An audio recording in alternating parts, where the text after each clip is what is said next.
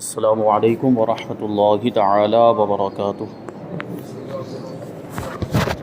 نحمده ونصلي ونسلم على رسوله الكريم اما بعد فاعوذ باللہ من الشیطان الرجیم بسم اللہ الرحمن الرحیم ان اللہ وملائکتہ یصلون علی النبی یا ایہا الذین آمنوا صلوا علیہ وسلموا تسلیما اللہم صلی علی سیدنا ومولانا محمد معدن الجود والکرم وآلہ الکرام وابنہ الکریم وبارک وسلم صلاۃ و سلاما علیک یا رسول اللہ صلی اللہ تعالی علیہ وسلم۔ عزیزان ملت اسلامیہ، اس سے پہلے ہم نے سورہ فاتحہ کی آیت نمبر 5 کی تفسیر سماعت کی۔ اللہ تبارک و تعالی اس میں ارشاد فرماتا ہے اہدنا الصراط المستقیم، یعنی ایمان والوں کو دعا کا طریقہ سکھایا جا رہا ہے کہ پہلے وہ اپنی بندگی کا اعتراف کریں اور اللہ تبارک و تعالیٰ کی بارگاہ میں نیاز مندی اور اپنی عاجزی اور انکساری کا اظہار کریں۔ اس کے بعد رب کی بارگاہ میں وہ دعا کریں تو اس انداز میں دعا کریں کہ اے ہمارے رب، ہمیں تو سیدھے راستے پر چلا، صراط مستقیم پر چلا۔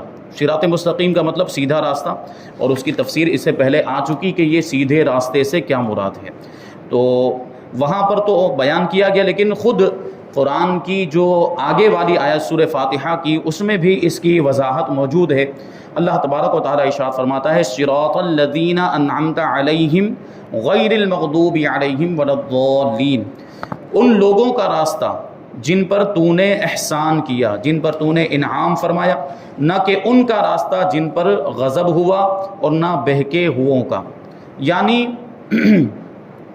اللہ تبارک و تعالیٰ نے جن پر احسان فرمایا، جن پر انعام فرمایا، یعنی اللہ تبارک و تعالیٰ نے جن بندوں کو چن لیا، یعنی اللہ کے نیک بندے، ان لوگوں کے راستے پر چلنے کی یہاں پر دعا سکھائی جا رہی ہے، اور ان لوگوں کے راستے سے بچنے کے تعلق سے تعلیم دی جا رہی ہے جن لوگوں پر اللہ تبارک و تعالیٰ کا غضب ہوا، یعنی وہ بندے جو اللہ تعالیٰ کے ناپسندیدہ بندے ہیں، یعنی جن سے اللہ تبارک و تعالیٰ ناراض ہے، اور وہ بندے جو گمراہ ہیں، گمراہ کرنے والے ہیں، تو ان کے راستے سے بچنے کی دعا یہاں پہ سکھائی گئی ہے۔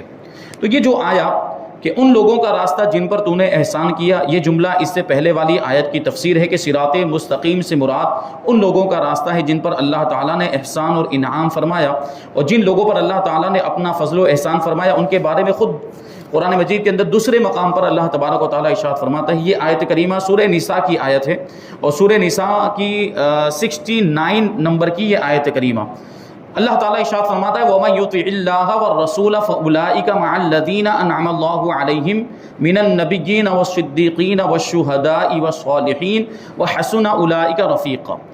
کیونکہ یہاں جو سورہ فاتحہ کی آیت کریمہ اس میں صرف اتنا ارشاد فرمایا گیا کہ ان لوگوں کا راستہ جن پر تو نے انعام فرمایا، لیکن کن پر اللہ تعالیٰ نے انعام فرمایا یہاں اس کی وضاحت نہیں ہے۔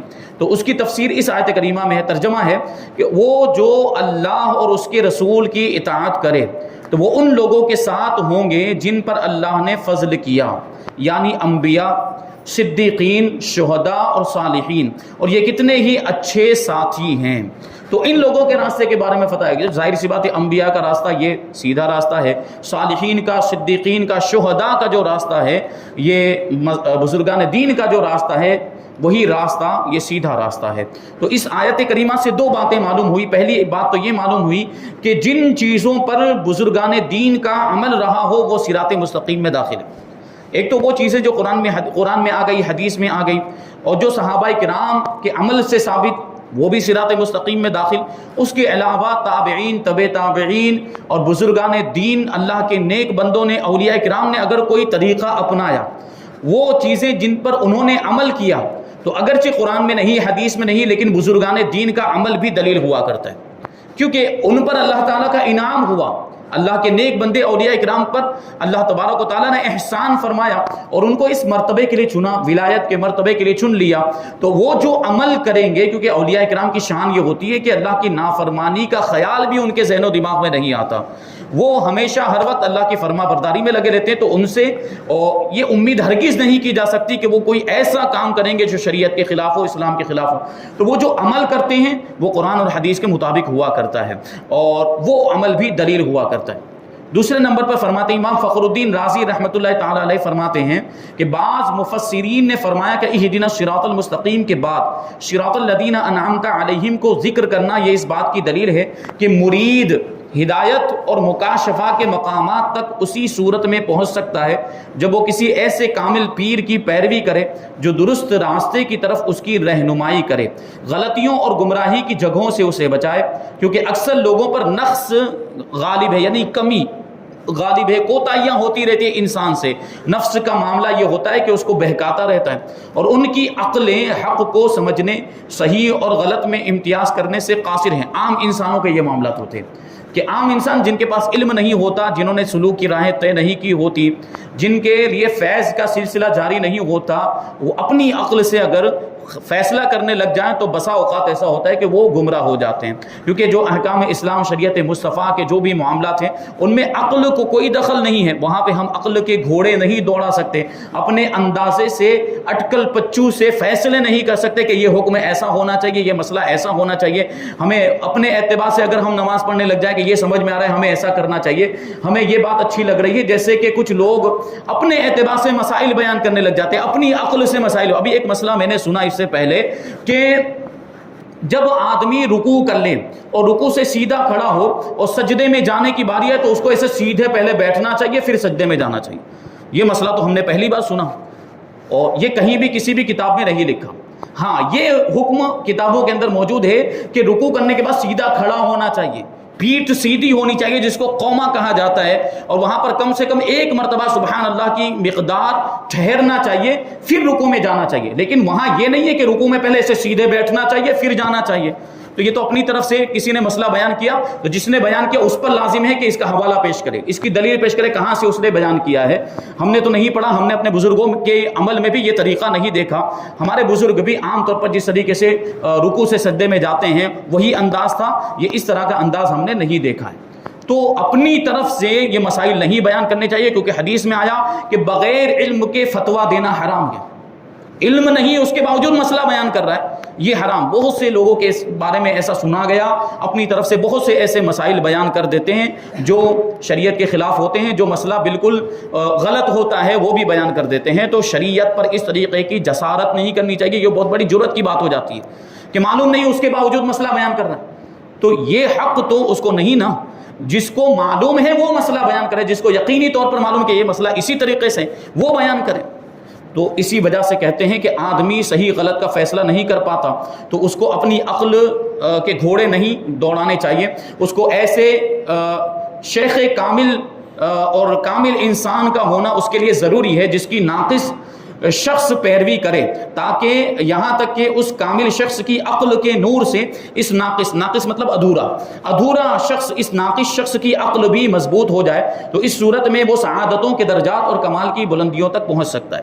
یہ پیری مریدی کے بارے میں بتا رہے ہیں کہ پیری مریدی کا فائدہ کیا ہوتا ہے، آدمی مرید کیوں بنتا ہے۔ مرید بننے کا ایک فائدہ یہی ہوتا ہے کہ آدمی ایک کامل انسان کے ہاتھ پر ہاتھ دے دیتا ہے، اس کا مرید بن جاتا ہے، بیعت کر لیتا ہے۔ تو وہ جو پیر ہوتا ہے، جو پیر کامل ہوتا ہے، کامل شخص ہوتا ہے جس نے سلوک کے منازل طے کیے ہوتے ہیں، وہ پھر اس کی رہنمائی کرتا ہے، پھر ایک فیض کا سلسلہ جاری ہو جاتا ہے، وہ اسے غلطیوں سے بچاتا ہے، پیر گمراہیوں سے بچاتا ہے، پیر غلط عقیدوں سے بچاتا ہے، غلط لوگوں سے بچاتا ہے، تو اس کو صحیح راستہ مل جاتا ہے۔ تو اس طرح جو ہے اگر یہ اپنے اعتبار سے خود ہی فیصلے کرتا تو گمراہ ہو جاتا، لیکن پیر نے اس کی صحیح رہنمائی کی تو صحیح راستے پر آ گیا۔ تو دیکھیں پیر کی ضرورت ہوتی ہے، تو یہ بھی اس آیت کریمہ سے پتہ چل رہا ہے، کیونکہ راستے پر چلنے کا حکم دیا جا رہا ہے، نیک لوگوں کے راستے کو اپنانے کا حکم دیا جا رہا ہے، اور ایسے لوگ جو صالحین ہیں، انبیاء ہیں، شہداء ہیں، صدیقین، ان کے راستے پر چلنے کے لیے کہا جا رہا ہے۔ تو یہ راستہ کن کا؟ بزرگان دین کا راستہ ہے، اور جو پیران اعظام ہوتے ہیں، جو صحیح معنوں میں جامع شرائط پیر ہوتے ہیں، جن میں وہ شرطیں پائی جاتی ہیں پیر بننے کی، تو ان کے اندر یہ ساری چیزیں ہوتی ہیں کہ وہ اپنے مریدین کی رہنمائی کرتے ہیں۔ ورنہ بہت سے پیر ایسے بھی موجود ہیں جو رہنمائی تو کیا کریں، الٹا گمراہ کر دیتے ہیں اپنے مریدین کو، اور بعض پیروں کو دیکھا گیا جو جاہل ہوتے ہیں اور جہالت کی وجہ سے ان کے جو مریدین ہوتے ہیں اور زیادہ گمراہ ہو جاتے ہیں اور ان کی بھی ہدایت اور رہنمائی نہیں ہو پاتی، بلکہ ان کا تو کام دنیاوی معاملات ہوتے ہیں، دنیاوی لین دین اور دنیاوی چکر ہوتا ہے کہ پیری مریدی میں دیکھ لیا کہ بھائی اس میں بڑا کمانے کا ہے تو اس کو دھندا بنا لیا۔ اب پیروں اور مریدین کی ان کی جیبوں پر ان کی نظر رہتی ہے، اب ہدایت اور رہنمائی تو سائیڈ پر ہی رہ جاتی ہے کہ وہ کیا سکھائیں گے جب ان کو خود ہی نہیں آتا۔ اسی لیے تو پیر کی پہلی شرط کیا ہے کہ وہ اتنا علم، سنی صحیح العقیدہ پہلی شرط، اور دوسری شرط یہ ہے کہ اتنا علم رکھتا ہو کم سے کم کہ وہ کتابوں سے ضروری مسائل نکال کر اپنے مریدین کو بتا سکے۔ کیونکہ پیر اور مرشد ایک لفظ آتا ہے، پیر اور مرشد جو بولتے ہیں، مرشد کا مطلب ہی ہوتا ہے رہنمائی کرنے والا۔ اب جب اس کو خود کو کچھ نہیں آتا تو اپنے مریدین کو کیا بتائے گا؟ اسی لیے وہ شرط جو ہے کہ بیان کی جاتی ہے۔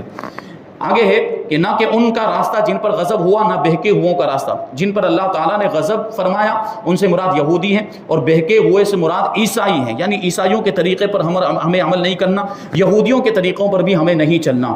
اور ترمذی شریف کی حدیث میں اس کو بیان کیا گیا ہے، اور امام فخر الدین رازی رحمۃ اللہ تعالی علیہ نے بھی یہ لکھا ہے کہ جن پر غضب ہوا ان سے مراد بد عمل ہیں، برے عمل کرنے والے، اور بہکے ہوئوں سے مراد بد عقیدہ لوگ ہیں، کیونکہ جو برا عمل کرتے ہیں، جو گناہوں میں مبتلا رہتے ہیں، جو غلط کام کرتے ہیں، ان کی صحبت میں بھی اگر ہم بیٹھیں گے، ان کے طریقوں پر عمل کریں گے تو ہم بھی تو ان کے جیسے کام کرنے لگ جائیں گے۔ یہ ہم دیکھتے ہیں عام طور پر کہ دوستی یاری کے چکر میں بہت سے ایسے معاملات پیش آتے ہیں، برے دوستوں کی صحبت اگر اختیار کر لی تو پھر وہ جو برے دوست ہیں وہ اس سے بھی وہی برے کام کرواتے ہیں، اور اگر یہ کام نہیں کرتا ہے تو اس کو آر دلائی جاتی ہے، اس کو شرم دلائی جاتی ہے کہ تو ہمارے ساتھ رہنے کے لائق نہیں ہے، ہم جو کام کرتے وہ تو نہیں کرتا۔ جیسے ہم دیکھتے ہیں عام طور پر کہ پہلے ایک نوجوان ہے جو سگریٹ نہیں پیتا تھا، لیکن ایسے لوگوں کی صحبت میں آ گیا، ایسے لوگوں کی دوستی اختیار کر لی جو سگریٹ پیتے ہیں، تو تھوڑے دن کے بعد ہم دیکھتے ہیں کہ یہ بھی سگریٹ پینے لگ جاتا ہے۔ تو اس طرح یہ صحبت کا اثر ہوتا ہے، اور صحبت کیسے بھی ہو، اچھی صحبت کا اچھا اثر ہوتا ہے اور بری صحبت کا برا اثر ہوتا ہے۔ ہم نے ایسے لوگ بھی دیکھے، ایسے نوجوان بھی دیکھے ہیں جو علماء کی بارگاہ میں بیٹھنے لگ گئے،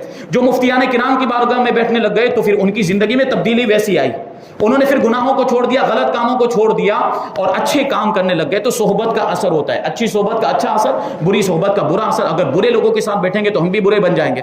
جو کہا جاتا ہے نا، وہ ایک شعر جو اکثر ہم سنتے رہتے ہیں، یہ مثل سچ ہے کہ ہو جاتا ہے صحبت کا اثر۔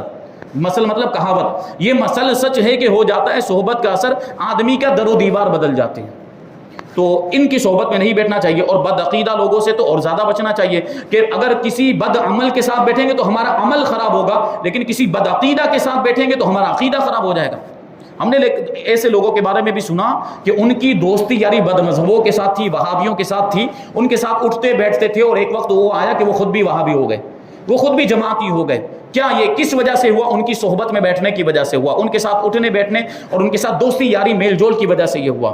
ہر مسلمان کو چاہیے کہ وہ عقائد، اعمال، سیرت، صورت ہر اعتبار سے یہودیوں، عیسائیوں اور تمام کفار سے الگ رہے، نہ ان کے طور طریقے اپنائے اور نہ ہی ان کے رسم و رواج اور فیشن اختیار کرے، اور ان کی دوستیوں اور صحبتوں سے دور رہتے ہوئے اپنے آپ کو قرآن و سنت کے سانچے میں ڈھالنے میں ہی اپنے لیے دونوں جہان کی سعادت اور کامیابی تصور کرے، کیونکہ یہی تو حقیقی کامیابی ہے۔ اللہ کے نیک بندوں کے راستے پر عمل کرنا، ان کے طور طریقوں کو اپنانا۔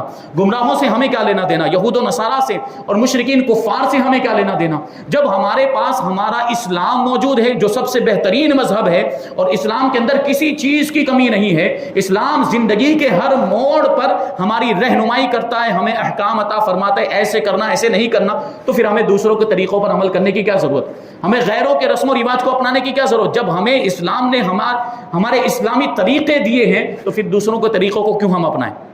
یہی ہوتا ہے نا، شادی بیاہ کے اندر کتنے ایسے طریقے جو غیر مسلموں کے طریقے وہ ہماری تقریبات میں آ گئے اور ہم نے ان پر عمل کرنا شروع کر دیا۔ تو اس طرح جو ہے کہ غیروں کے طریقوں سے دور رہنا چاہیے۔ پھر فیشن کے معاملات کتنے ہو گئے آج، ہمارے نوجوان خاص طور پر یہ ہیرو جو ہوتے ہیں، اداکار، ایکٹر اور ایکٹریس، ان کے طریقوں پر عمل کر رہے ہیں۔ انہوں نے جیسے بال رکھ لیے تو یہ بھی ویسے بال رکھنے لگ جاتے ہیں، انہوں نے جیسے کپڑے پہنے تو یہ بھی ویسے کپڑے پہننے لگ جاتے ہیں، انہوں نے جیسا انداز اپنایا وہی انداز یہ بھی اپنانے لگ جاتے ہیں، جس کو اسٹائل سے تعبیر کیا جاتا ہے۔ ان کے اسٹائل کو یہ لوگ کاپی کرتے ہیں۔ ارے میرے دوستوں اور میرے بھائیوں، سوچنے کی بات ہے، غور کرنے کی بات ہے، طریقہ کس کا اپنایا جاتا ہے، آئیڈیل کس کو بنایا جاتا ہے، نمونہ عمل کس کو بنایا جاتا ہے جو کامیاب ہوتا ہے۔ یہ بھی دنیا کا قانون ہے کہ نہیں؟ دنیا میں اعتبار سے دیکھیں، اگر تعلیم میں ہم کسی کو آئیڈیل بناتے ہو تو ہم دیکھتے ہیں کہ تعلیم کے اعتبار سے وہ کامیاب ہے، اس وجہ سے ہم اس کو آئیڈیل بناتے ہیں۔ تو جو کامیاب ہوتا ہے اس کو آئیڈیل بنایا جاتا ہے، اس کو نمونہ عمل بنایا جاتا ہے۔ جو ناکام ہوتا ہے اس کو کبھی بھی آئیڈیل اور نمونہ عمل نہیں بنایا جاتا۔ یہ جو اداکار اور اداکارائیں ہیں، ان کی اب نجی زندگی کو دیکھیں، ان کی ذاتی زندگی کو دیکھیں، یہ اپنی ذاتی زندگی کے اعتبار سے انتہائی ناکام قسم کے لوگ ہیں، انتہائی ناکام۔ بالکل بھی کوئی سکون ان کی زندگی میں نہیں، کوئی چین نہیں، کوئی اطمینان نہیں، ڈپریشن کے شکار ہوتے ہیں۔ آپ دیکھتے ہیں آئے دن اخباروں میں خبریں آئیں گی، نیوز میں آئے گا کہ فلاں ایکٹر نے خودکشی کر لی، فلاں اداکارہ نے خودکشی کر لی، پھانسی پہ لٹک کے مر گئی۔ یہ کیوں ہوتا ہے؟ کیونکہ ان کی زندگی میں چین و سکون نہیں۔ چین و سکون تو سارا اسلام میں رکھا ہوا ہے نا، چین و سکون اور اطمینان تو اللہ کے ذکر میں ہے، اللہ کی عبادت میں۔ اور جو اللہ کی عبادت سے دور ہو جائے گا، جو اسلام سے دور ہو جائے گا، اس کو چین و سکون کہاں ملے گا؟ پھر وہی معاملات ہوں گے، خودکشی کے معاملات ہوں گے۔ تو یہ خودکشی کیوں کر رہے ہیں؟ کیونکہ ان کی زندگی ناکام ہے۔ تو جو ناکام ہے اس کو فالو کیوں کریں؟ جو کامیاب ہو اس کو فالو کیا جائے۔ تو دنیا کے کامیاب ترین انسان، جن کو انسان کامل کہا جائے، اللہ تبارک و تعالیٰ نے حضور پاک صلی اللہ علیہ وسلم کی ذات میں کسی طرح کا کوئی عیب اور کوئی کمی رکھی ہی نہیں، تو ہم ان کو فالو کیوں نہ کریں؟ حضور پاک صلی اللہ علیہ وسلم کی سنتوں پر عمل کیوں نہ کریں؟ اسی میں تو ساری کامیابی۔ اور ان سنتوں کو چھوڑ کر ہم ان کے طریقوں پر عمل کر رہے ہیں، ناکام لوگوں کے طریقے پر عمل کر رہے ہیں، جو دنیا کے اعتبار سے انتہائی قسم کے پچھڑے ہوئے لوگ ہیں، ان کے طریقے پر عمل کریں گے تو پھر ہمیں کامیابی کہاں سے ملے گی؟ کامیابی جس چیز میں رکھی ہوئی تھی اس کو تو ہم نے پسے پشت ڈال دیا ہے۔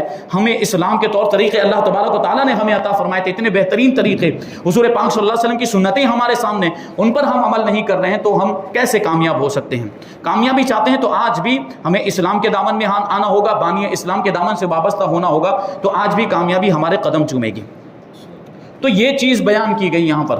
بعض لوگ ولضالین کو ولضالین پڑھتے ہیں، یعنی ضاد کو ضو سے پڑھتے ہیں، ان کا ایسا کرنا حرام ہے، یعنی ضاد کو ضو سے بدلنا حرام ہے۔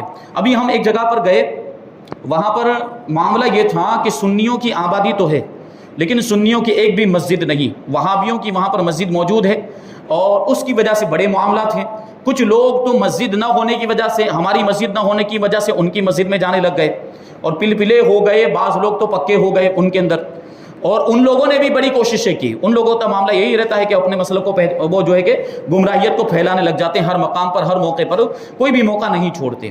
تو بہت سے ہمارے بھائی جو تھے سنی بھائی، جو اپنے وہاں پہ زیادہ تر یو پی بہار کے لوگ رہتے ہیں، یہ باڈولی سے پہلے، باڈولی سے تقریباً 10 کلومیٹر پہلے ہوگا، گنگا دھرا اس گاؤں کا نام ہے، وہاں پہ تقریباً 90% آبادی ہمارے لوگوں کی تھی جو گاؤں میں سنی کہلاتے تھے، لیکن یہاں آنے کے بعد ان کے زیر اثر آئے تو اب وہ ان کے ساتھ اٹھنے بیٹھنے لگ گئے، کیونکہ وہاں پہ ہماری مسجد نہیں، تو مسجد کی ضرورت کو محسوس کیا کہ بہرحال وہاں پر ارادہ بنایا گیا ہے مسجد کو تعمیر کرنے کا، سنی مسجد۔ تو ان مار پیٹ کے بھی مسائل ہوئے، ان کی مسجد موجود ہے، اور ہمارے سنی بھائیوں نے ابھی رمضان کے مہینے میں لوگوں نے گھروں میں تراویح پڑھنے کا اہتمام کیا کہ لاؤ ان کی مسجد میں تو نہیں جا سکتے، جو سمجھدار لوگ ہیں، جو پکے سنی ہیں، تو انہوں نے اہتمام کیا ایک حافظ صاحب کو لا کر کے گھر میں تراویح پڑھیں گے تو مارنے کے لیے آگے ڈنڈے لے کر کہ یہ تراویح کیوں پڑھ رہے ہیں، یہاں مسجد ہونے کے باوجود تم اپنے گھر میں نماز کیوں پڑھ رہے ہو؟ اس طرح کی باتیں ہوئیں وہاں، ایسا ماحول۔ تو ہم جا کر بیٹھے تو ایک شخص آیا اور وہ آنے کے بعد پوچھنے لگا، پہلے ہی وہ حافظ جی کے ساتھ اس کی بحث ہوئی ہوگی کہ ولضالین پڑھنا ہے یا ولضالین پڑھنا، وہ قرآن پڑھا ہوا نہیں تھا، لیکن اس کی جو بیوی ہے وہ قرآن پڑھی ہوئی ہے۔ تو جیسے ہی اس نے آ کر مجھ سے یہ سوال پوچھا، وہ حافظ جی نے کہا کہ حضرت ان کو سمجھائیے کچھ کہ ولضالین پڑھنا چاہیے یا ولضالین پڑھنا چاہیے۔ تو جیسے ہی اس نے یہ سوال پوچھا، میں نے فوراً کہا کہ آپ نے کہاں پڑھا؟ تو وہ کہنے لگا کہ میری بیوی مجھے پڑھاتی ہے، وہ تو قرآن پڑھا ہوا نہیں ہے، اس کی بیوی پڑھی ہوئی ہے اور اس کی بیوی ابھی اس کو پڑھا رہی ہے۔ تو میں نے اس کو سیدھا ہی کہا کہ کیا آپ کی بیوی وہابیوں کے یہاں پڑھی ہوئی ہے؟ کیا آپ کی بیوی وہابی کے مدرسے میں؟ تو کہتا ہاں حضرت، جبکہ وہ خود پلا تھا، وہ آدھا ادھر اور آدھا ادھر والا معاملہ اس کا۔ تو میں نے کہا نہیں، ولضالین ہی پڑھنا چاہیے، ولضالین پڑھنا حرام ہے، یہ قرآن کو بدلنا ہو گیا، یہ قرآن کی تحریف ہے۔ اب میں اس کو اعلیٰ حضرت رضی اللہ تعالیٰ عنہ کا حوالہ دیتا کہ اعلیٰ حضرت رضی اللہ تعالیٰ عنہ نے یہ فرمایا، تو وہ تو پلا ہے، وہ کیسے مانتا؟ اس کو تو کوئی عقلی دلیل چاہیے نا ایسے موقع پر۔ دیکھیں اللہ تعالیٰ کا فضل و کرم ہو جاتا ہے، توفیق ہو جاتی، ہمارے ذہن میں بھی پھر ایسے جواب آ جاتے ہیں۔ تو میں نے، وہ حافظ جی نے کہا حضرت اس کو کچھ ایسے انداز میں سمجھایا کہ اس کے ذہن میں بات بیٹھ جائے اور اس کو لگے کہ نہیں آپ صحیح کہہ رہے ہیں۔ تو میں نے اس کو سمجھایا، میں نے اس کو کہا کہ عربی زبان، قرآن مجید جو ہے عربی زبان میں نازل ہوا، اور قرآن مجید عربی زبان کی خصوصیت یہ ہے کہ اس میں ہر حرف کا ایک الگ تلفظ ہے، ایک الگ مخرج ہے، یعنی ادا کرنے کا ایک الگ انداز، ہر حرف کو الگ طریقے سے ادا کیا جاتا ہے۔ سین کا الگ مخرج ہے تو شین کا الگ مخرج ہے، صاد کا الگ مخرج ہے تو ضاد کا الگ مخرج ہے۔ تو میں نے اس سے کہا کہ الف با آپ نے پڑھا ہوگا، تو اس میں جہاں پر ضاد ہے وہیں پر تا اور ظا بھی آیا ہوگا، آپ نے اس میں ظا بھی پڑھا ہوگا، ضاد پڑھا پھر ظا بھی پڑھا ہوگا۔ تو اگر ضاد کو ظا کی طرح ہی پڑھنا ہوتا تو پھر ظا الگ سے کیوں لکھا ہوا ہے؟ یعنی اگر دونوں کا مخرج ایک ہی ہوتا، دونوں کا تلفظ ایک ہی ہوتا تو ایک ہی حرف رکھا جاتا، یا تو ضاد کو رکھا جاتا یا ظا کو رکھا جاتا، دو الگ الگ حرف کیوں رکھے؟ اس کا مطلب یہ کہ دونوں کا الگ الگ تلفظ ہے اور دونوں کو الگ الگ انداز میں آپ کو ادا کرنا ہوگا۔ اب اس کے ذہن میں بات آ گئی، ہاں حضرت سمجھ گیا بات، کہ اگر ایک ہی ہے ولا ضالین ہی پڑھنا تھا تو ضاد کا پھر کوئی مطلب ہی نہیں رہ گیا۔ تو یہ بات ہے کہ ولا ضالین کو ولا ضالین سے پڑھنا، وہاں پہ اور دوسری باتیں بھی ہوئی تھی، پھر کبھی کسی موقع پر بات بیان کریں گے۔ ولا ضالین کو ولا ضالین پڑھتے ہیں بعض لوگ، ان کا ایسا کرنا حرام ہے۔ اعلیٰ حضرت امام احمد رضا خان رضی اللہ تعالیٰ عنہ فرماتے ہیں ضاد ضو ذال زا سب حروف متباینہ متغایرہ، یعنی ایک دوسرے سے جدا جدا حرف ہیں، سب کا مخرج الگ الگ ہے، ان میں سے کسی کو دوسرے سے تلاوت قرآن میں قصدن بدلنا، جیسے یہاں پر ضاد کو ضا سے پڑھتے ہیں، اس کی جگہ اسے پڑھنا، یعنی ایک حرفی کی جگہ پہ دوسرے حرف کو پڑھنا، نماز میں ہو خواہ بیرون نماز ہو، یعنی نماز کے اندر ہو یا نماز کے باہر تلاوت میں اس طرح کرنا حرام قطعی اور گناہ عظیم ہے، اور اللہ تعالیٰ پر افطرا ہے، یعنی اللہ تعالیٰ پر بہتان باندھنا ہے، اور اللہ تبارک و تعالیٰ کی کتاب کو تبدیل کرنا ہے، کیونکہ اللہ تعالیٰ نے تو دعا نازل فرمایا تھا نا، اللہ تعالیٰ نے جو قرآن نازل فرمایا اس میں دعا دے، ہم اس کو وہ پڑھ رہے ہیں، تو یہ قرآن کو بدلنا ہوا کہ نہیں ہوا؟ کتنا بڑا گناہ ہو گیا، سوچنے کی بات ہے کہ ہم اللہ کے کلام کو بدل رہے ہیں۔ اس مسئلے کے بارے میں دلائل کے ساتھ تفصیلی معلومات حاصل کرنے کے لیے فتاوی رضویہ کی 6 جلد میں موجود ان مسائل کا مطالعہ کیا جا سکتا ہے۔ اعلیٰ حضرت رضی اللہ تعالیٰ عنہ قاری بھی تھے، مجود بھی تھے، اور مجود اعظم تھے۔ فرماتے ہیں، رسالہ لکھا ہے پورا، نعمت ذات لروم ضاد، ضاد کی ادائیگی کا بہترین طریقہ دلائل کی روشنی میں وہاں پر ثابت کیا گیا۔ یہ اعلیٰ حضرت کے زمانے سے یہ بات چلی آ رہی ہے، وہابیوں کا یہ طریقہ بہت پرانا، یہ ضاد کو ضو پڑھنے کا اعلیٰ حضرت سے بھی یہ سوال ہوا تھا، تو پورا رسالہ لکھ دیا، نعمت ذات لروم ضاد رسالے کا نام۔ دوسرے رسالے کا نام ہے الزام الصاد عن سنن الضاد، ضاد کی ادائیگی کے غلط اور صحیح طریقوں کا بیان۔ اور حضور پاک صلی اللہ علیہ وسلم کے اوصاف جو صفاتی نام ہیں ان میں سے ایک نام ہے الناطق بالضاد، یعنی ضاد کے بولنے والے، ضاد کا صحیح تلفظ کرنے والے، حضور کی یہ صفت ہے۔ حضور کے جہاں نام آپ دیکھیں گے وہاں پر یہ آپ کو ملے گا۔ بہرحال آگے دیکھتے ہیں کہ ہم سورہ فاتحہ کے آخر میں ایک جب سورہ فاتحہ پوری ہوتی ولا الضالین جب کہتے ہیں تو ہم کیا کہتے ہیں اس کے بعد؟ آمین۔ ہم اس کے بعد کیا کہتے ہیں؟ آمین۔ تو اس کا ایک معنی، آمین کا ایک معنی اے اللہ تو قبول فرما، اسی وجہ سے دعاؤں میں بھی ہم آمین کہتے ہیں کہ جو بھی دعا کی جا رہی ہے وہ قبول ہو جائے۔ اور دوسرا معنی اے اللہ تو ایسا ہی فرما دے، یعنی جیسا اس دعا میں کہا جا رہا ہے ویسا ہی فرما دے۔ اب آمین کے بارے میں کچھ مسائل بیان کرتے ہیں کہ یہ قرآن مجید کا کلمہ نہیں ہے، آیتوں کا حصہ نہیں ہے۔ نماز کے اندر اور نماز سے باہر جب بھی سورہ فاتحہ ختم کی جائے تو اس کے بعد آمین کہنا سنت ہے، آمین کہنا چاہیے۔ احناف کے نزدیک نماز میں آمین بلند آواز سے نہیں بلکہ آہستہ آواز سے کہی جائے گی، یعنی اتنی آواز میں کہی جائے کہ وہ خود سن سکے، دوسرے تک آواز نہیں پہنچی جائے گی، بلند آواز نہیں ہونی چاہیے۔ یہ آمین کے تعلق سے کچھ مسائل بیان کیے۔ الحمدللہ یہاں پر سورہ فاتحہ کی تفسیر مکمل ہو گئی۔ اب انشاءاللہ تبارک و تعالیٰ یہاں سے آئندہ درس میں آئندہ ہفتے سورہ بقرہ کی تفسیر شروع ہوگی، تو آپ پابندی کے ساتھ شرکت کریں۔ اللہ تبارک و تعالیٰ کی بارگاہ میں دعا ہے کہ جو کچھ بھی بیان ہوا اس پر ہم سب کو عمل کرنے کی توفیق عطا فرمائے، اور نور قرآن سے ہم سب کے دلوں کو روشن اور منور فرمائے۔ وما علینا الا البلاغ۔ السلام علیکم۔